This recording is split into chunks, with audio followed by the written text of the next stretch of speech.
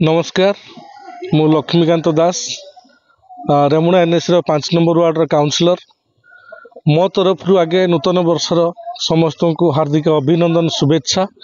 आमर हिंदू भाई मानू एवं मुस्लिम भाई मानू मकर संक्रांति पाई हार्दिक अभिनंदन शुभेच्छा।